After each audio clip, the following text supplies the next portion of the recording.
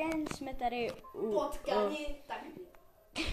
Tady zase natáčí Terger.cz a jsme tady u nového dílu, jsou to Potkani 2 a tentokrát tady pro ně máme buráky a křupky. Tak na, Ferdo, vem si. Tady máš No. Matýsku. A leze Tergerovi po ruce. Vůbec si nedal ten burák, co jsem mu dal. Je zlej. Teď mu zkusím dát křupku. Hej, nezdrhej. Tak Matýskovi zkusím dát křupku. Křupka. Není tam nic vidět. Křupka. Křupka, kámo. Dej si křupku. Máš rád křupku? Já jo. Tak si dej. Já mám rád křupku, ty máš rád křupku. Všichni máme rádi křupky. Jen ty ne.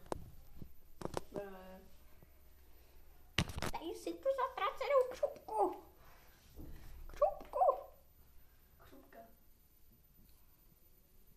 Křupku. Já mám žádnou ruku.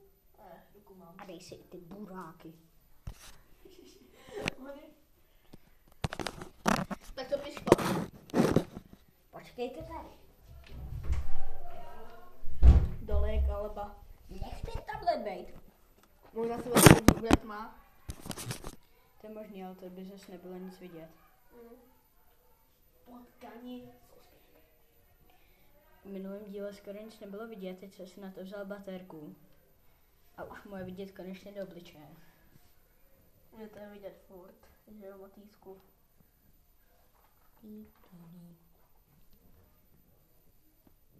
A jinak je tady krásný záchod. Krásný záchod. Takhle dělá potřeby Darth Vader. A Matýsek. What? Co se to stalo? Tak tady. Křupka. Pustí nás křupku bombardace. No. Možná si někdo říká, že tohle týrání zvířat, já nevím, ale možná jo, možná ne. Wow. Terger se zbláznil.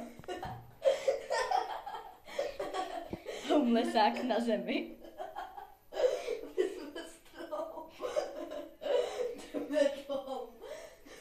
Šílený Terger.